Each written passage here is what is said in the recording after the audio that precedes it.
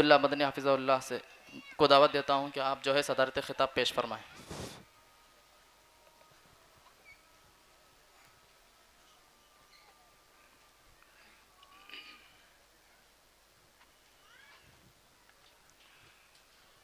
अस्सलामु अलैकुम वरहमतुल्लाहि वबरकातुहु। अल्हम्दुलिल्लाहि रब्बिल आलमीन वस्सलातु वस्सलामु अला अशरफिल अंबिया वल मुरसलीन व बाद। मोहतरम जनाब सदर साहब इस्लामिया ट्रस्ट जनाब नज़रुल्लाह ख़ान साहब और नायब सदर मास्टर के अब्दुल बारी साहब और ट्रस्ट के सेक्रेटरी जनाब मौलाना अब्दुल वहाब साहब जामई और दीगर ज़िम्मेदारान जामिया, असातिज़े जामिया, मुअल्लिमीन और मुअल्लिमात और अज़ीज़ तालिबात और हमारे इस्लामी भाइयों और बहनों, मेरे लिए बेहद खुशी का मौका है कि तीसरी मर्तबा इस जामिया को देखने का और तालीमी जायज़ा लेने का मौका हासिल हुआ। अल्हम्दुलिल्लाह तालिबात ने उर्दू, अरबी और कन्नड़ा ज़बान में जो तकरीरें की हैं बेबाकी के साथ और अच्छे मज़ामिन का इंतखाब करके बहुत ही मुअस्सर अंदाज में तकरीरें पेश की हैं।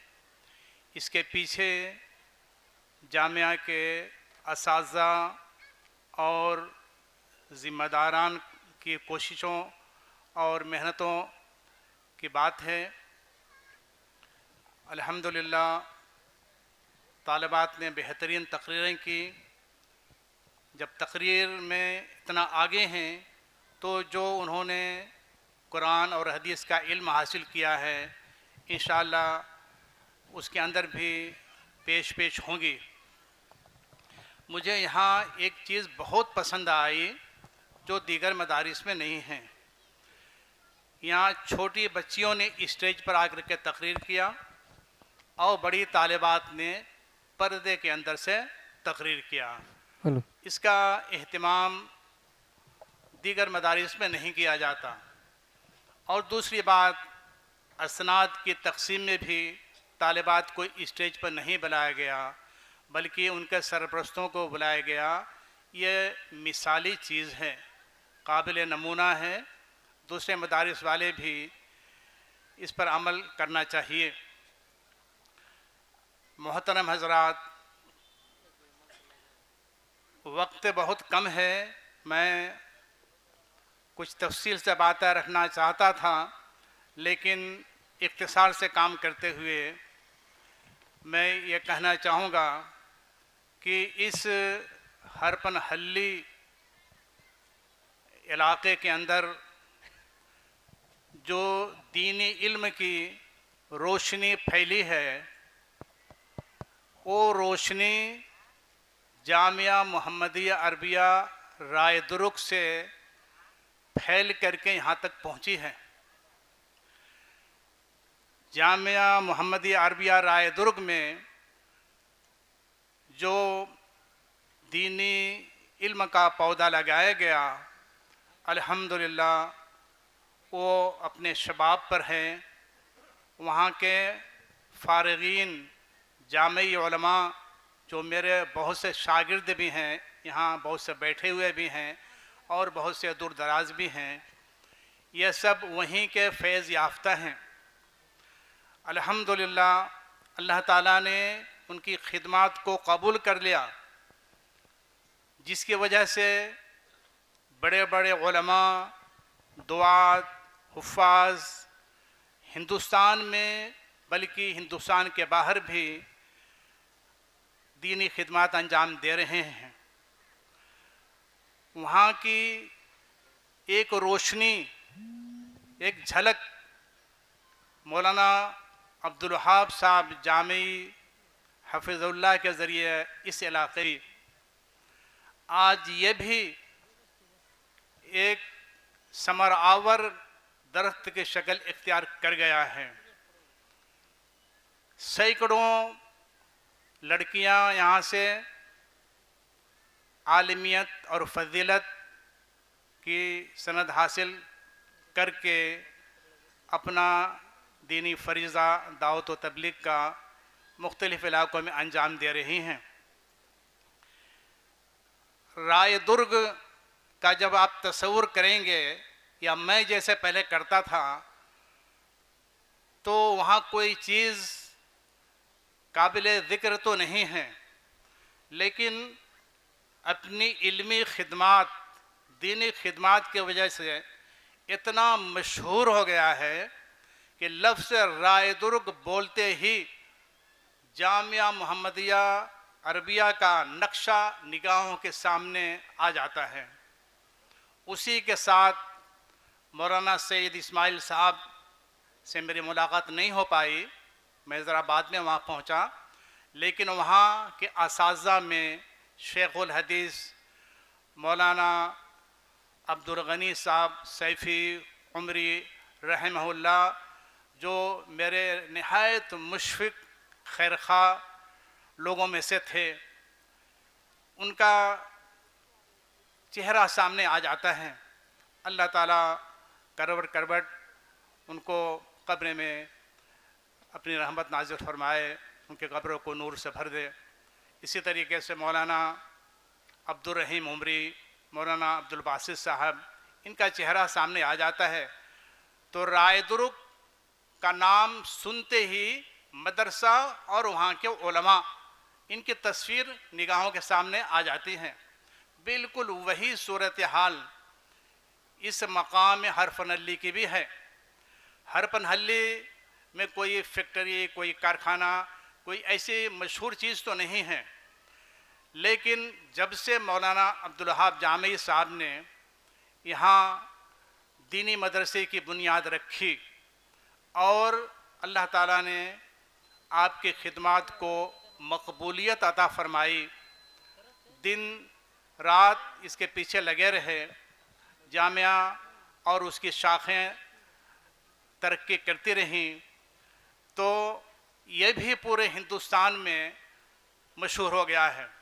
हरफनहल्ली का लफ्ज़ बोलते ही यहाँ की कोई भी चीज़ जहन में नहीं आती, सीधा मौलाना अब्दुल वहाब जामी साहब गोया कि यही हरफनहल्ली हैं। इनका चेहरा सामने आ जाता है, इनके जो मुख्तलिफ़ इदारे हैं वो हमारे तस्वुर में आ जाते हैं। हकीकत में इन्होंने इसके लिए जो कुर्बानियाँ पेश की हैं, दिन और रात का आराम छोड़ करके कौम की खिदमत करने के लिए जो कुर्बानियाँ दी हैं, ये उसका नतीजा है। अब ये कुछ देर पहले मौलाना ने अपनी तकरीर में कहा था कि मशहूर होना भी आज के ज़माने में मुश्किल काम है, लेकिन आप जो मशहूर हुए हैं, आपकी शोहरत हिंदुस्तान और बैरून हिंद में जो है, ये अल्लाह की तरफ से है। आपकी मकबूलियत अल्लाह की जानिब से है। सही हदीस में अल्लाह के नबी सल्लल्लाहु अलैहि वसल्लम ने फरमाया है, इज़ा अहब्बल्लाहु अब्दन क़ाल लिजिब्रील दआ लिजिब्रील इन्नी उहिब्बु फलानन फ़अहबिबहु फ़युहिब्बुहु जिब्रील सुम्मा युनादी फ़िस समा इन्नल्लाह युहिब्बु फलानन फ़अहिब्बुहु फ़युहिब्बुहु अहलुस समावात सुम्मा यूज़उ लहुल क़बूल फ़िल अर्ज़। अल्लाह ताला जब किसी के नेक आमाल से, किसी की खिदमत से खुश होता है तो उससे मोहब्बत करने लगता है, और फिर हज़रत जिब्रील अलैहिस्सलाम को अपने पास बुला करके कहता है, ऐ जिब्रील, मैं फ़लाँ बंदे से मोहब्बत करता हूँ, आप भी मोहब्बत कीजिए। तो हज़रत जिब्रील अलैहिस्सलाम भी उस बंदे से मोहब्बत करना शुरू कर देते हैं। फिर हज़रत जिब्रील अलैहिस्सलाम आसमान में ऐलान कर देते हैं फ़रिश्तों के सामने कि ऐ फ़रिश्तों, फ़लाँ बंदे से अल्लाह ताला मोहब्बत करता है, आप लोग भी मोहब्बत करें। तो आसमान के तमाम फरिश्ते उससे मोहब्बत करना शुरू कर देते हैं। फिर आसमान की ये मोहब्बत ज़मीन पर उतार दी जाती है। रूए ज़मीन की तमाम मखलूक़ात उनसे मोहब्बत करना शुरू कर देते हैं। तो ये मकबूलियत और मोहब्बत अपने हाथों से कमाई हुई नहीं है, अल्लाह ने आपको पसंद कर लिया है। अल्लाह के नबी सल्लल्लाहु अलैहि वसल्लम ने फरमाया, मन युरिदिल्लाहु बिही खैरन युफ़क़्क़िहु फ़िद्दीन, अल्लाह ताला जिसको इल्म अता करना चाहता है, भलाई अता करना चाहता है, तो उसको चुन लेता है और दीन की समझ, दीन का इल्म उसे अता कर देता है। तो इस जामिया के ज़िम्मेदार उसकी यानी अल्लाह ताला के मुंतखब बंदों की सच्ची मिसाल हैं कि अल्लाह ताला ने आपको चुन लिया और आपके हाथों के ज़रिए ये सब दीनी खिदमत हो रही हैं। इस मौके पर मैं आपको बताऊं, ये दीनी मदरसे बड़े अहमियत के हामिल हैं। मुख्तसर तरीके से मैं ये कहूँ, ये दीनी मदरसे कायम है तो हमारा ईमान और इस्लाम कायम और बाकी हैं। अगर ये दीनी मदरसे नहीं होते तो मस्जिदों में इमाम भी नहीं मिलते, ख़तीब भी नहीं मिलते, आपका निकाह पढ़ाने वाले भी नहीं मिलते, आपकी जनाजे की नमाज़ पढ़ाने वाले भी नहीं मिलते और आपके हक़ में दुआ करने वाले बच्चे भी नहीं मिलते। ये दीनी मदारिस की देन है। अगर ये मदारिस नहीं होते तो हम यहूदी होते, नसरानी होते, दूसरे मज़हब के मानने वाले होते, मुसलमान कैसे होते? हमें इस्लाम और दीन तो इन्हीं मदरसों से सिखाया जाता है। तो ये दीनी मदरसे और मस्जिदें ये इस्लाम के किले हैं, ये कायम है तो हमारा दीन और इस्लाम कायम है।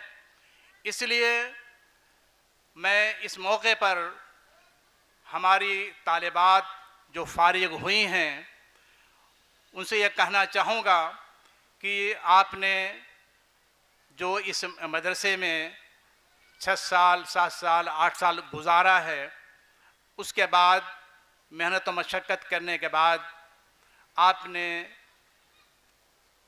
आलिमियत की, फजीलत की, हिफ्ज़ के सनदें हासिल की हैं। तो इसमें आपके वालिदैन का रोल है। आपके वालिदैन ने आपको इस मदरसे के लिए वक्फ कर दिया। हमने तुमको इस मदरसे में छोड़ दिया, तुम आलिम और फाजिल बन करके यहाँ से निकलना। मैं एक अपना छोटा सा वाक़या बताता हूँ। मैं भी जब अरबी की पहली और दूसरी जमात में पढ़ रहा था तो ज़रा मेरे साथियों में से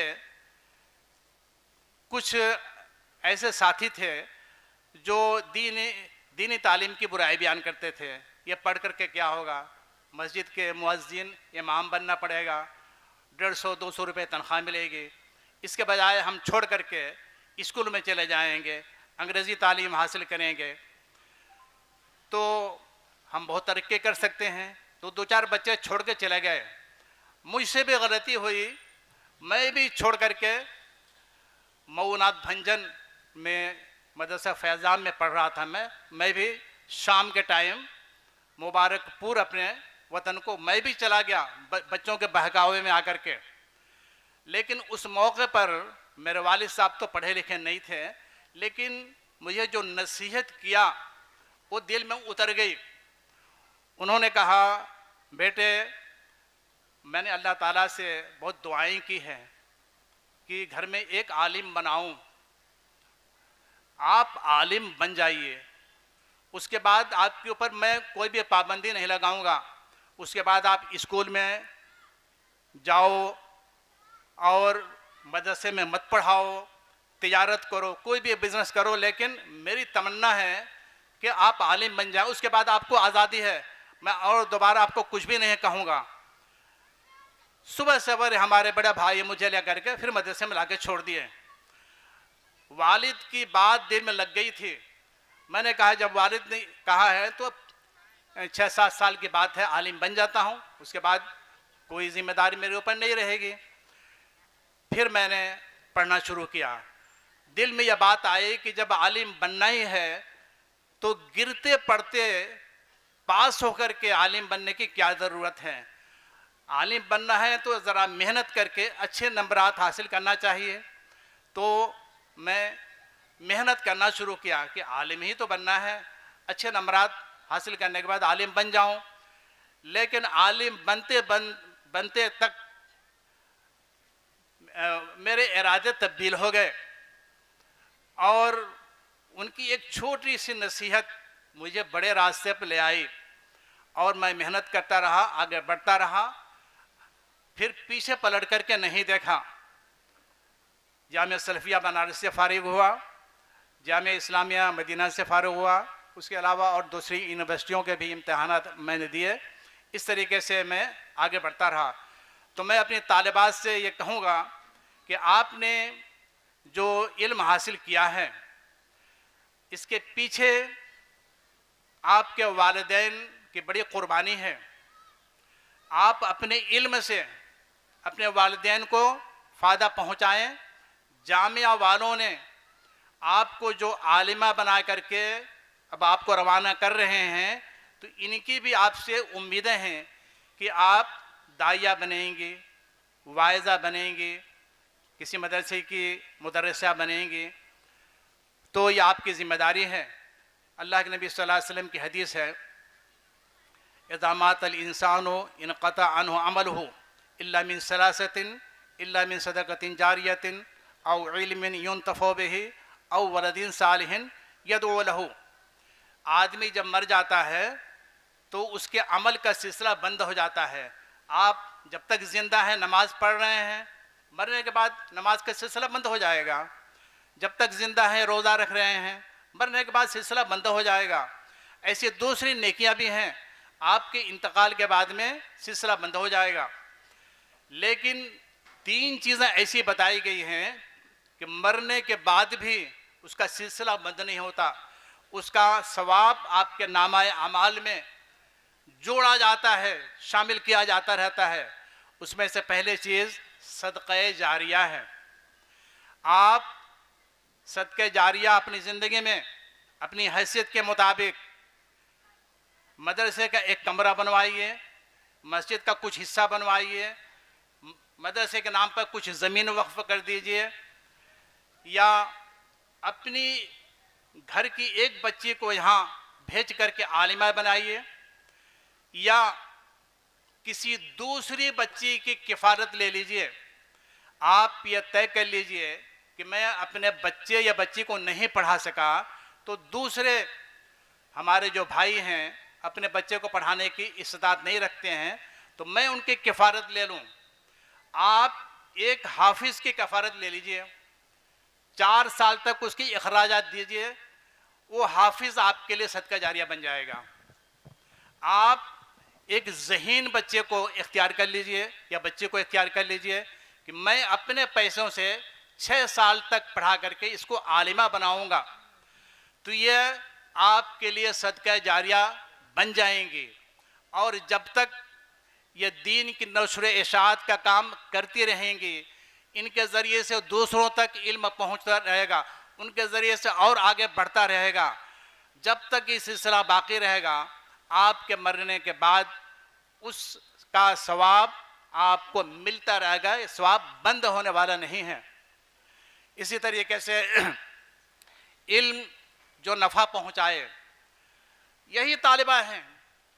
इन्हीं तालिबात को आप तैयार कीजिए, अपनी बच्ची को आलिमा बनाइए या दूसरे के बच्चे को आलिमा बनाइए, तो इल्म की नशर इशात होती रहेगी। और यही बच्चे जिनको आप दीनी इल्म से आरास्ता करेंगे, यही वलद साले कहलाए जाएंगे। ऐसे बच्चे आप छोड़ करके जाएंगे, आपके मरने के बाद ये बच्चे हाथ उठा करके दुआ करेंगे, ऐ अल्लाह हमारे वालिदैन को बख्श दे, रब्बी रहमुमा कमा रब्बयानी सगीरा। दुआएं करेंगे, उनकी दुआएं आपको पहुंचती रहेंगी। तो आप अपने बच्चे को या दूसरे के बच्चों को बनाएं, यह बेहतरीन मौका है। इसके पीछे हमारे जामिया के ज़िम्मेदारान हैं, ये बेचारे दिन रात मेहनत करके जामिया के ज़रूरियात को पूरी कर रहे हैं। आप इनके मुआविन बने, और मैं उम्मीद करता हूँ कि अल्लाह ताला ने जिनको माल दौलत से नवाजा है, आज यहाँ से वादा करके उठें, मैं एक बच्ची या दो बच्ची की जिम्मेदारी लेता हूँ, मैं उसको आलिम बनाने तक उसके खर्राजात बर्दाश्त करूँगा। तो ये आपके लिए सदका जारिया होगा, जामिया के लिए ताउन होगा, और पूरे इलाके के अंदर इस्लाम की नशर इशात होगी। अदान हो रही है और वक्त भी कम है। अल्लाह ताला से दुआ है, मेरा दिल बहुत खुश हुआ, अल्लाह ताला इस हरफ नल्ली को मदीनतुल उलूम बनाए, इल्म का शहर। जैसे बगदाद था, जैसे मक्का और मदीना है, इस शहर को भी दीनी इल्म का शहर बनाए। और जो लोग इसके पीछे हैं, उनकी खिदमत को अल्लाह ताला कबूल फरमाए और उनको बेहतरीन अजर से नवाजे। वस्सलामु अलैकुम वरहमतुल्लाहि वबरकातुहू। जज़ाकुमुल्लाह खैर व अहसनुल जज़ा। माशाअल्लाह, बहुत ही बेहतरीन अंदाज़ में शेख़ मोहतरम तजर्बात की रोशनी में हम तमाम को नसीहत कर रहे थे। अल्लाह ताला से दुआ है कि अल्लाह तबारक व तआला सेहत व आफ़ियत से नवाजे, इसी तरह तादम हयात दीन व मिल्लत की खिदमत लेता रहे।